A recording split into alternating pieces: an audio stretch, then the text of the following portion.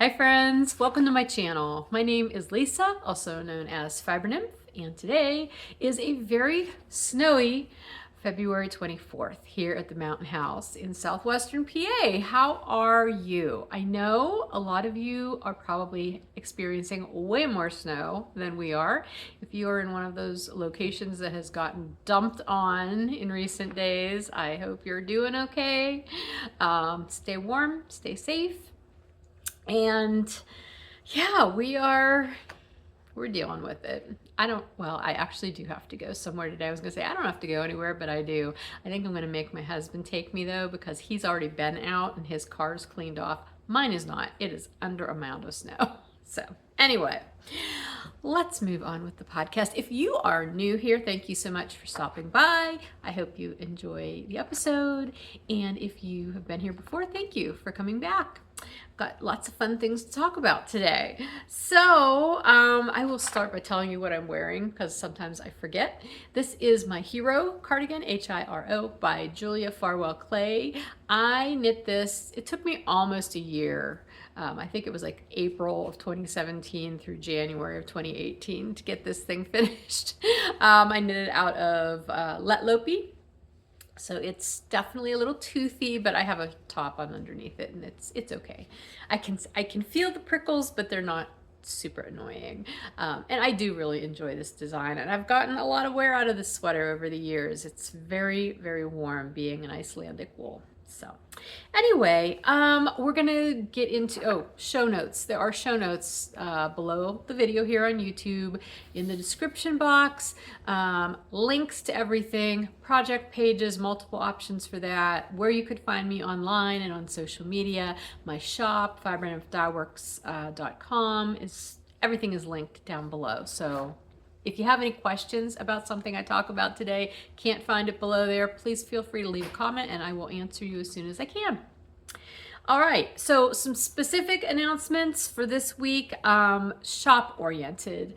All of the dye to order orders that I had in my queue have been shipped. This is like monumental because usually that's an ongoing thing, but because I've shut dye to orders off for right now until after my surgery,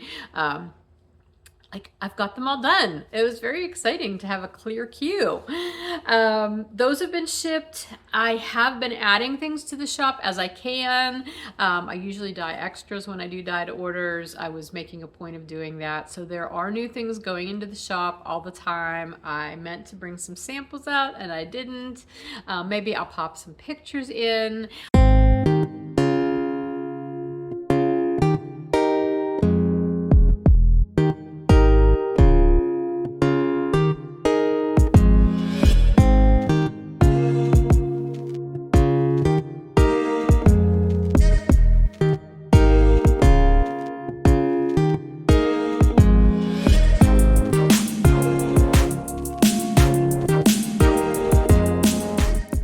There are still fiber samplers that I showed you last time. There are still some of those left. The one color family did sell out, but there's still a couple of the other two. And the natural colored ones, I still have a handful of those as well. There's confetti tweed, the DK semi-solids. There's still some of those in the shop. So watch the newsletter. As always, that's the best way to know what's going on in the shop. You can subscribe to my newsletter anywhere on my website. And that's it. Let's get into the crafting now. I have some finished objects to share with you. Oh my gosh, I totally did not bring out one important thing. I will have to pause at some point to go get it, but that's okay. We're gonna hang on. I'll show you the finished objects first. Last time I recorded, I showed you this cowl that I had knit. This is the Xenolith cowl. It was a test knit by for Sarah Jordan, who is PA Knitwit in Knitwit Designs. So this one was already finished, and I was working on a second one because she came out with a larger size of the design. Originally it was just the one size, but she decided to do a second size. And so I did finish that one. And isn't it pretty? I love how this turned out. I just did this with 3 colors. I used 3 50-gram skeins of my bedazzled base. I'm not sure that you're seeing the sparkle so much. Yeah, you can kind of see it where I bend it. But anyway, this is my bedazzled base. It doesn't show up on camera super well. So the colors I used were Periwinkle, Wisp, and Green Apple. And I really love how it looked just in those 3 colors, as opposed to I used a mini set for this one, and this was the Peacock Butterfly mini set. This is a colorway that will eventually be coming to the shop as a self-striping, but I did the mini sets just for that cowl. So anyway, this is the larger version, and as you can see, it is definitely wider. So wider. I got about the same length, which is interesting because I eliminated 2 rows. My row gauge was very different on this one for some reason. I'm not sure why. My stitch gauge was still spot on. Although when I'm looking at it, and I think it's maybe just a mirage or something of the colors because they're so different. This looks like it's a looser gauge, but when I measure, it's not. They're both the same stitch gauge. So I don't know. This one does fit me much, much better though. It's still, when I have it on, I'm not gonna put it on right now because I've got a lot going on here with this sweater and everything, but it does still stay up. It's not big enough to really droop down. Yeah, I don't remember if I took a good finished object picture of me wearing this yet. If I didn't, I'll have to do that soon and add it to my page. But anyway, I'm really happy with it. Sarah has not published the pattern yet. I think she's still working on finishing it up after adding that second size. So as soon as it is out, and now I have hair in my mouth, sorry. As soon as it is published, I will be letting people know in my newsletter and on my social media as well, because I will also have both some mini skein sets and some 50-gram skeins in a variety of colors available in case you want to get yarn to make it. So that will be coming on Sarah's time schedule. That's not within my control. But anyway, finished object. Yay. Again, Xenolith cowl. Really fun pattern. It was very addictive. I love making that pattern. It's very intuitive. The chart repeat becomes very intuitive quite quickly, and it was a joy to work on. So can't say enough good things about that. Alrighty. Beyond that, you know, I love a scrappy hat. And so I have 2 more of my 2026 Scrappy Charity hats to show you. These are made with fingering weight yarns, held double. I use size 5, US 5 needles for my ribbing, US 6 for the body. And this is one I did just again with that waffle pattern that I've been doing a lot of. Still haven't written it up, but you know, that is life. So here's one of them. It turned out a little small. I started my decreases probably earlier than I needed to, but you know what? Heads come in all sizes. So it'll fit somebody. It's a charity hat, right? So that's the first one. And then the other one, which would be Scrappy Charity Hat number 4 for the year. I didn't do the waffle pattern. I did do this little, I'm not sure how well it's going to show up. They're these little kind of cabled squiggles. It's not showing up super well. It was just, I wanted to do something different and I wanted to play with it. Yeah, you can kind of see it here maybe a little bit better. It's not easy to see because there's so many colors going on. You can definitely see it better in person. I don't know if I'll ever try it again. Maybe if I do like more solid colored yarns or something, I will. But it was a fun variation. And again, it's a hat and it will keep a head warm, and that is what is important. So 2 more hats worth of scrap yarn, not scraps, leftovers. They're not like little tiny scraps. They're leftover fingering weight self-striping yarns. So more leftovers out of my stash, and that is what is very exciting. Okay, now is when I have to get up and go grab actually two things that I forgot to bring out here. The first one I will introduce now because I think I'm gonna put it on to show you what it looks like so far. I did cast on my DRK Everyday sweater, which I did a combo spin for back in 2022-23. I finished the combo spin and I'd spun it specifically for this sweater and then never cast it on, but I have now cast it on. I did make some mods from the get-go, which I will talk about once you see it, but I am through the third yoke increase. It is a circular yoke. So it's not raglan, you're not doing the increases around the shoulders. You're doing them kind of like this, like it's this kind of thing, except with no color work. So every so often you do a round where you're doing your increases. So I've done my third out of 4 increase rounds. And this morning I did put it on a second needle. So it's on 2 different needles. So it was big enough that I could put it on and try it on. I'm very happy with how it's turning out. So I'm gonna go grab that. I'm gonna put it on so you can see what it looks like. And I'll also grab the other thing that I forgot. So be right back.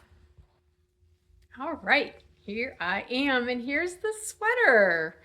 Oh my goodness, I like it even better on camera. So again, this is the DRK Everyday Sweater by Andrea Mowry, and this was my combo spin. I'm so happy with how it looks. Okay, so let me tell you what I did. You start with the collar. It does call for a tubular cast on. I absolutely did not do a tubular cast on. Too fussy, I don't care. I know it makes a beautiful edge. I don't care. I just did ribbing. So I cast on, I did the ribbing. I decided I don't want my ribbed neckband as high as hers. Hers is about twice this size. I didn't want it to be that close. So I only did about 1 inch before going into the body. And for the size that I'm making, which is the 5th size of the pattern, it calls for doing an increase, like you're on your needles, which I believe was 3 for the ribbing. Sorry, I had to take a phone call. So let me see, where was I at? Yeah, so you do your ribbing and then you switch to the next needle size, which I believe I'm on a 5 now. You do 1 round and then you do your first increase round for this particular size. And then you do so many rounds straight, then you do your next increase, so many rounds straight, next increase. So I've done my 3rd increase round. You can kind of see where the increase rounds are because they're a little puckery, which once it's blocked, that'll go away. Right here you can see it though because it kind of fell like right there where that light yarn is. I will say when I started into this first band of where it got very light and I knew it was going to do a stripe, I'm like, do I like that? Am I going to want that? And my options were to just go with it, which is obviously what I did, or to put a second ball into action and alternate stripes to kind of break that up. I sort of wish I would have done that, but I don't hate it. I don't love it, but I don't hate it. And the only reason I'm not absolutely against how it looks right now is the fact that I know there's going to be other areas as I work through the sweater where this is going to happen because, let's see, here's, oh geez. So here's the first ball that I'm working on. So obviously you can see right here, even though it's barber pulled with a darker color, I mean, you're going to see that light yarn and you're going to see it here and in here. I mean, this is not the only place it's going to show up. So it doesn't look like just a weird stripe. I mean, it does kind of look like a weird stripe right now, but it's not always going to look like a weird stripe, I don't think. Looking at my other yarn, like here's the next ball that I already have wound up. I mean, there's no places that are blatant like these were. I mean, it just happened that since this was a combo spin and I had multiple colors going at the same time, it just by chance there were some areas where this light color plied with that same light color. it happens. I mean, that's the chance you have with a combo spin where you're not managing your colors of the fiber. And that's what I like about combo spins, you know, that it is so very random, at least the way I do them. So it is what it is. I'm fine with it. I think it's going to be a great sweater no matter what, at least based on how it's fitting right now. I'm trying to look. There was one other skein, like this skein you can see does have this one section where it also did that. So I will probably try to avoid using that by itself. The only place I can imagine in the sweater that I will definitely do color management if this kind of thing is going to happen is on the sleeves, because on the sleeves they're going to be a narrower circumference and a smaller circumference, and the striping would be much larger, and I don't want that on the sleeve. So I would definitely manage colors there. But otherwise, for the body, I think it's going to be fine. I'm good with it. So anyway, this is how it looks so far. I think I'm about halfway through the rounds that I need to do before I do the fourth and final yoke increase round. And then after that, you're supposed to knit straight until you get this part in the front from the top to the end of your knitting to be a certain number of inches. I don't know that I'm going to have to go that much farther because, I mean, obviously it's not quite to the point where I could join underarms, you know, which is what would have to happen. But by the time I get there, I think I'm going to be pretty close. And so I'm not overly concerned. I just love how it looks. Oh my gosh, I'm so happy with it. And this yarn is really soft. I used a bunch of different braids that were a lot of different fibers, but it's very comfortable. And I love that I've got this dark collar. I did start with this ball specifically because it had this nice dark color up here at the neckline. So anyway, this is how it's going. I'm trying to think if there's anything else I want to tell you about it at this point. Not really, because it's just a lot of knitting in the round. There are 310 stitches on the needles right now. Yeah. It's a lot of knitting, but you know what? It's been an excellent project for like when Bill and I are in the bedroom at night just watching a movie or watching TV or something, because I don't have to think much other than to count rows and do my increase round when necessary. So it's been very easy to do, and I'm very pleased with how it's turning out. So I'm going to go ahead and pop this back off and put my other sweater back on. So I'll be right back. Okay, actually I lied. Before I put my other sweater on, I thought this is a good time to try on this cowl for you. So my hair is making it kind of weird, but you can see it stays up. It's not just flopping really open. You know, it isn't as tight as the first one, but it's definitely tight enough to stay up. And if I had a jacket on, which obviously I'd probably be wearing it with a coat on, if the jacket's closed, this is going to keep my neck nice and warm. So here's what it looks like on. Yay. Maybe I will just not bother putting my sweater back on because I'm actually quite warm at the moment. So, all right. Notes. Where were we? Where are we? Oh, okay. I have one other project that I started, and it was totally just on a whim, because it was an evening and I was tired and I just didn't feel like working on the sweater, as simple as that is to work on right now. And I didn't want to cast on another hat, and I didn't have anything else on the go. I am still not finished with my legacy socks. They'll get done. I just haven't touched them much. That's why you're not seeing them. Anyway, I felt like crocheting.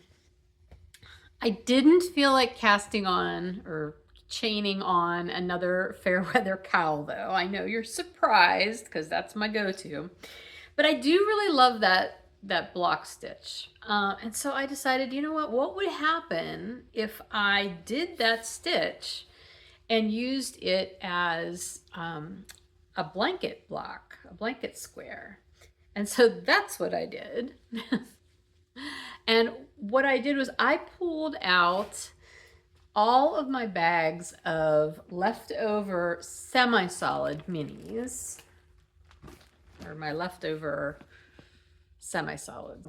I try to keep my semi-solids and speckled, like mainly one color yarns, in bags in their color families. And so what I did was I went in and I pulled out all of my color family bags. They're all in this big bag here. I'm not going to pull them all out. But I have like basically all the color families of the rainbow plus some other more specialized color families. And that's what I started. I started with the blues, and I just started crocheting, holding 2 strands together because I seem to like doing that. And it does use up more yarn. And so the first 2 balls I did was exactly enough to do this size of a block. I can't call it a square because it is not square. It is definitely a rectangle. But I thought, it's okay. That's fine. So I finished it. And then I thought, well, I'm going to do another one because we were still doing whatever we were doing, watching TV. So I did another one, and I ran out of yarn about here, so I added a second yarn. I joined it the same way I do in hats, and then I had to join one more up here. But it's all still blues, and I think it looks fine. But I did it the same 6 rows. So I'm doing this over, I believe, 25 stitches. I chain 25 stitches, and then I'm doing 1, 2, 3, 4, 5, 6, 7, 8 clusters. Yeah, that would be right, because it's groups of 3 plus 1 is what you do for this pattern. So, and I'm doing this on an F hook. I probably could have gone up to a G, but the F is fine. It's not like super stiff or anything, not bulletproof. But I did the 6 rows again. And I thought, okay, like this is fine. I don't think I've ever made a blanket out of rectangles. I tend to do squares. And then the other thought was, well, why don't I just make long strips? But I don't want to do strips. I do want to be able to join these with some neutral color throughout the whole thing, whatever the thing ends up being. That's going to totally depend on how many squares I get. And yes, if you haven't guessed, I have this vision of using that entire bag of fingering weight, semi-solid leftovers to make these. Am I insane? Absolutely. Absolutely. But I'm doing it anyway. That's the plan right now. So I have 2. And I think these will actually be a really good choice of a project for me to work on, probably either right before my surgery when I'm too anxious to really focus on anything else, or after my surgery, maybe when I'm too loopy to focus on anything else. I don't know. But it's a project. Will I finish it in a short order? Probably not. Or I will totally go down a rabbit hole and I will finish it. You don't know. You just never know how these things are going to go. All I will say is the pattern that I'm using is the same patterning, the block stitch pattern that is used in the Fairweather Cowl by Jennifer Dickerson that I've made a bazillion of and you've seen a million times. I still think I would like to make a crocheted top out of that pattern. I would not want to do it holding yarn double though. I would want to do it just fingering weight. And I may do that this summer. So for a summer top, we'll see. But anyway, this is my, I don't even know what to call this. I don't want to call it Fairweather because it's not that cowl. I don't know. I have to come up with a name for this particular project. See the show notes. I'll come up with a name before I put it in the show notes. Obviously, I will need a name in the show notes. All right. So there's that. And then the last thing I have been working on has been spinning. I showed you last time what I thought my next spinning project was going to be, and that was going to be the Ross Farm Hog Island fiber set that I have. Hey guys, it is editing Lisa / tomorrow Lisa. It's the next day. And I'm trying to get the podcast ready to go up. on YouTube, but I keep going back to the spinning section because I'm not happy with it. I was trying to give you an overview of my experience spinning the Hog Island fiber from Ross Farm. And to be honest with you, that segment was so all over the place. I had a really hard time editing it to begin with. And then I kept going back to it and kind of trying to, cut out parts that just made no sense and add little extra text in there to clarify. And finally, after letting my mind think about this overnight, I realized that maybe it would just be best for me to remove the spinning section from this week's podcast, and I can address it better in the next episode. Because number one, I'm not finished with the spin. I'm mostly done. Matter of fact, this morning I finished spinning the last of the singles for the third bump of fiber. And so they still need to be plied. But because this is a new to me fiber, I really want to be able to give you a good understanding, or share a good understanding with you of how I experienced it, because it's been a very different spin for me than a lot of fibers that I've experimented with. And I found in listening to what I talked about yesterday as I was trying to explain it, that I was not particularly clear or cohesive. So yeah, I would like to do better with that. And I think if I finish up the spin, get it plied, and then I'll have all 3 skeins I can show you and I can talk about them and hopefully have time to encapsulate my thoughts a little bit more clearly. I think it will work out better for all of us. So that being said, I am going to just chop out the spinning section of the podcast. You won't be seeing that. Trust me, it's for the better. And I will cover that next time. So I just wanted to let you know why there's going to be a jump right here. So thanks. I think that is everything that I have to show you. Other projects on the horizon, I'm mainly thinking about things that I can work on after my surgery. Obviously I can continue to work on my sweater because that's definitely not going to be done before the surgery. I have not, out of the projects I showed you last time, the only one I did not start was that cowl that I was going to use my leftover yarn from my Cascade Mountain cardigan to make, the Annegret cowl. I haven't started that, so I may work on that at some point. That's a crochet project that I just haven't started on yet. My button project, remember I've done my button, talked about that for years. I've been working on it over the years. The third button, the rainbow button hoop, I don't know if I even have a picture in here to show you if you don't know what I'm talking about. I have all that, everything I need to do that last hoop with the rainbow colored buttons set aside. Like, it's ready to go. So maybe I will get to work on that.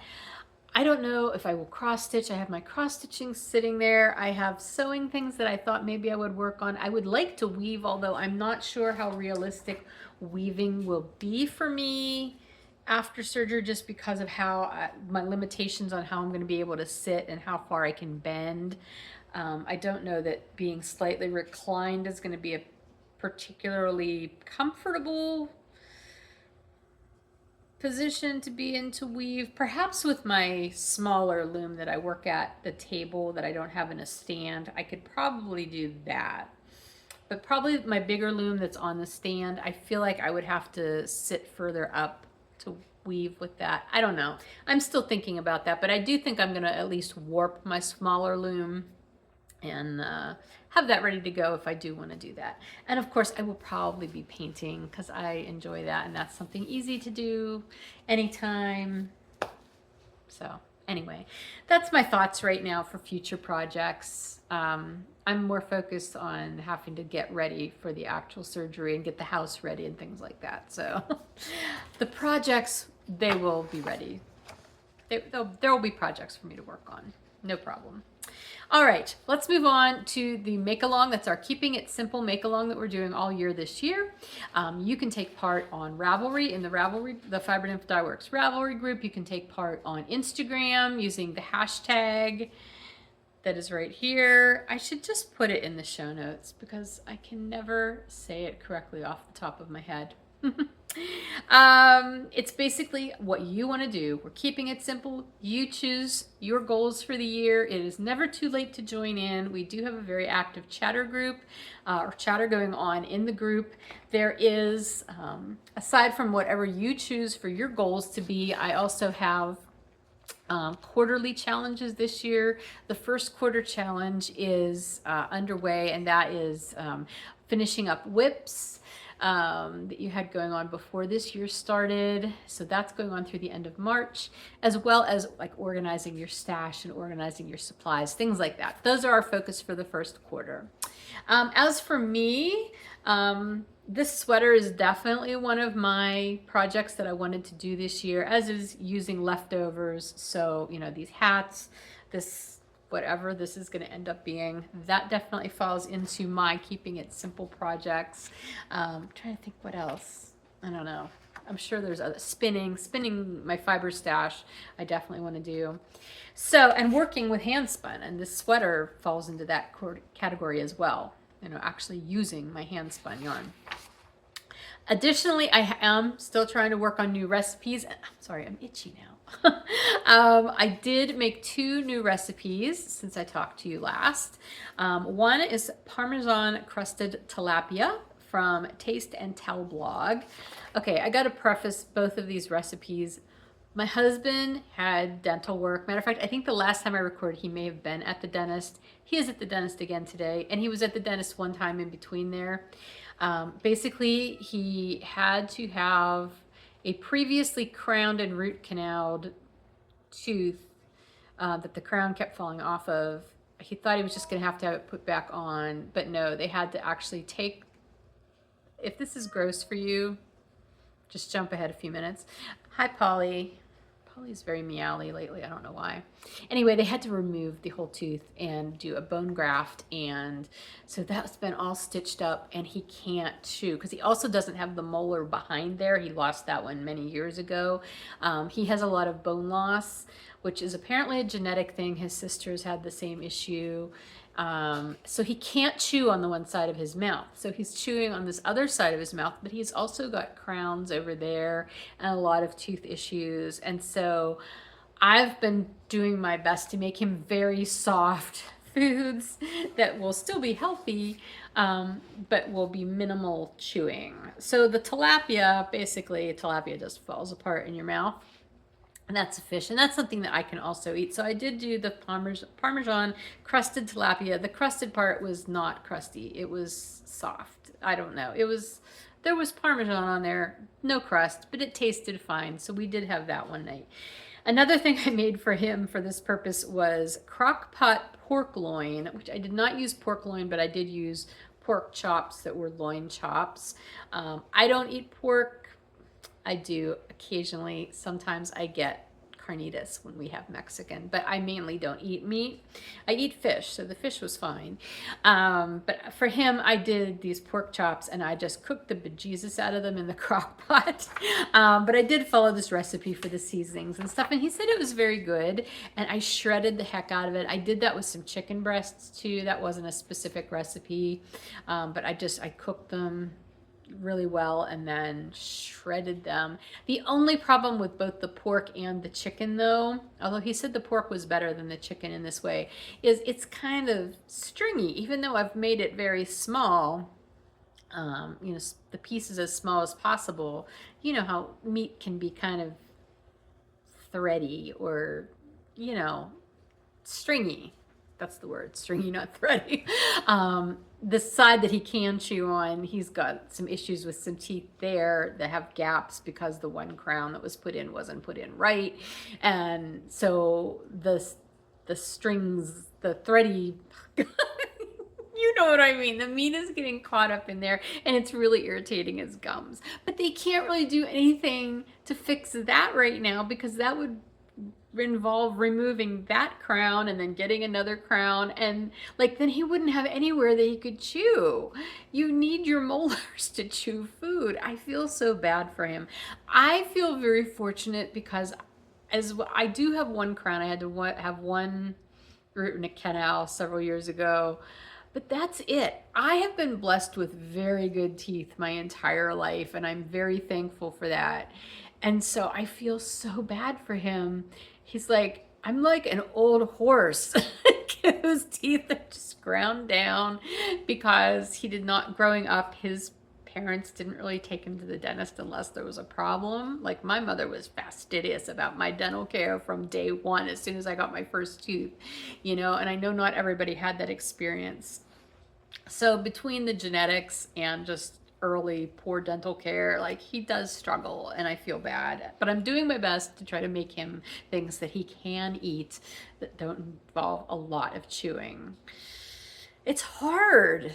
Thankfully he loves pasta, and like pasta's pretty easy, so we're having a lot of pasta-y things for him.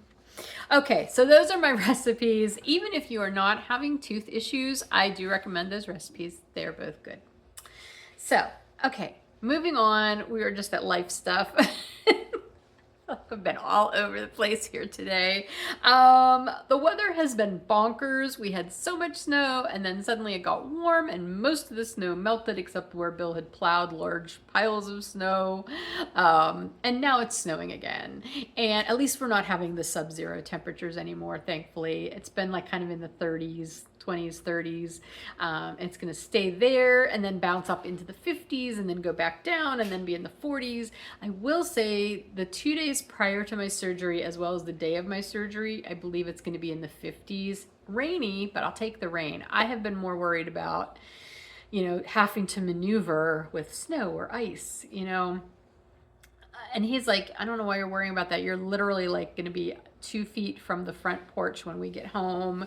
Like I can clear that for you. And I am basically saying, will you please stop minimizing my concerns? I realize it might not be a problem, but I'm still concerned about it. So let me have that. I know it will be fine. And I know he will take care of me and he will make sure I can get in and out safely, but it's still something on my mind. Anyway, warm temperatures for my surgery. Yay. What else is going on? The Olympics. We're not huge Olympics people. We don't watch that a lot. We did watch some of the ice skating. The kid who fell really bad towards the end, what was it? Ilya Malinin? Is that his name? I felt so bad for him because we watched some of his earlier routines and they were amazing. And just, you know, when that gets in your head, I guess, for everything, but especially for somebody on sports. But I hear that our hockey teams have done really well and there have been a lot of female athletes who have done excellent. So yay, if you watch that. What was your favorite winter Olympic sport to watch? Yeah, I don't know. Like I said, I didn't really watch a lot. In the past I have, and I do tend to like the winter sports more than the summer Olympic sports, although Bill does tend to tune into like the paddling, like the kayaking and whitewater stuff and slalom and things because he used to do that stuff. He never got quite to the Olympic level. He did do nationals, I think, at least once. Anyway, yeah, the winter stuff though, some of the winter things like, what is it, luge, where you're going head first, like that just seems bonkers crazy pants to me. But I guess it's interesting. Everybody has a sport that they love. All right. Other than that, honestly, it's just hip adventure for me. That's my sport right now. Hip adventure. 2 weeks from today, I will have a new hip. I hear Bill coming in downstairs. I need to pause a minute so he can come up.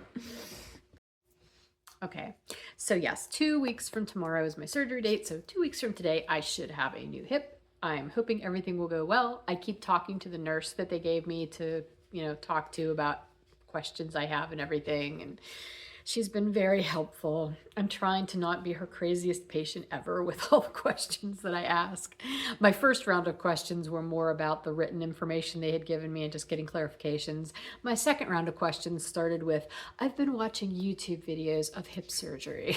And I could almost hear her go, because I'm sure they love it. It's kind of like when you tell your doctor, okay, I Googled this issue.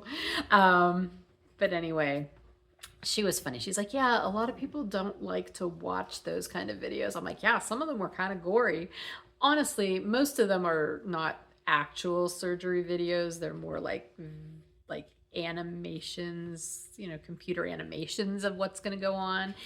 And some of that was a little startling to me. I don't know what I thought went on, but it was startling, but also very interesting. And they tell you like what the materials are that the pieces are made out of and how they put them on. And like there's a lot of power tools involved in this surgery. So that was all very interesting to learn. A few of the videos though were like a doctor talking and then all of a sudden flash onto like actual surgery. It's like, oh, I didn't need to see that. At least not without warning. So I mean, I'm fine with the surgery. The thing that I'm most anxious about is this anesthesia, the anesthesia. I have never had trouble with anesthesia. I've had different forms of anesthesia over my life for different things. And the nurse assured me that that's what the anesthesia person is there for, to like monitor things, make sure I'm safe, make sure I'm okay. And I said, but how do you know if someone's going to have an adverse reaction? She's like, well, we don't sometimes, you know, but that's why they're there, you know. So I know like 99.9% like everything is going to be fine, but I'm still going to have that little bit of worry. Meanwhile, I am just trying to relax and meditate and focus on positive things like what could go right? What if nothing goes wrong at all? What is the best outcome? Those are the things I'm trying to focus on. And through all that, like the two words that keep coming up for me are rest. Like as in, Lisa, you need to like at some point stop trying to get a million things done before this and just rest and get ready for this and be ready and not be driving yourself crazy. And the other one is trust. That's the other word that keeps popping up in various scenarios. And it's like, you have got to trust this process. You've got to trust the doctors, the professionals who know what they're doing. You have to trust your own body that things are going to be okay. So that's where I'm at right now. And yeah, hopefully it all goes well. I don't know if I'm going to get to do another podcast before my surgery. You guys probably hope that I don't so that I can stop talking about it. Because trust me, I would love to stop talking about it too. If I do, I do. If not, I will see you on the other side of this procedure. Hopefully. It'll be fine. It's gonna be fine. Everything's gonna be fine. Yeah, so we'll see. Like I said, like the days right beforehand, maybe that's what I need to do is just talk to you guys. We'll see how much I have to show you too. It depends on what I get to work on. Anyway, I hope you are doing well. Again, if you are somewhere that's getting slammed with all this snow, please be safe, take care. And if you have anything exciting you'd like to share with me about your making or about life, I would love to hear about it in the comments. I appreciate you being here and watching, and I will see you again soon. Take care.